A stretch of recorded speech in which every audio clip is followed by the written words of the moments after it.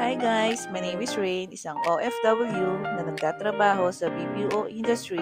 Kung gusto mong makita ang buhay ng isang OFW, tara, samahan mo ako. Ngayong araw, samahan niyo akong pumasok sa aking trabaho. Time check is 5 a.m. and pababa na ako dyan dahil nandiyan na yung grab car ko.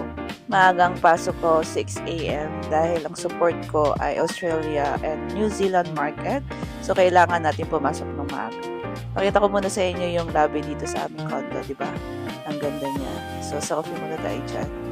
And then, nagmamadali na ako dahil nandiyan ang aking grab car. Pababa na ako. So, dito sa aming condo, dalawang unit yun, C1 and C2. Dito kami sa C2. So, kailangan mo pang lumipat ng isang elevator pababa doon sa pinaka-entrance. So, nandito na nga yung grab car ko at pasakay na ako. Sobrang lapit lang ng place ko doon sa workplace ko. Within 5 minutes driving, lalo na walang traffic, nandun na ako nakarating. Fast forward, nandito na nga ako.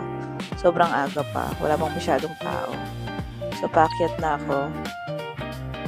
So, nandito na ako sa office. Tour ko muna kayo dito. Para naman may idea kayo kung saan ako nag-work.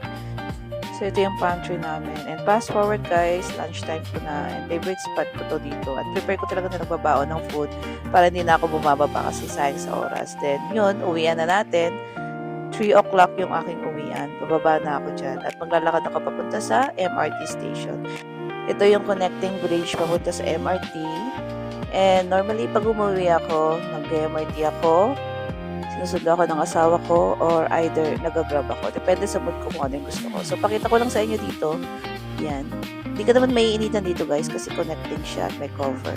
Then, bababa na ako. Then, sa pagbaba mo, meron din ditong mall. May IKEA and mall. Pwede kang pumunta dyan. But anyway, uwi na tayo. So, dito tayo dadaan dyan. Sobrang convenient lang ng public transportation dito sa Malaysia guys.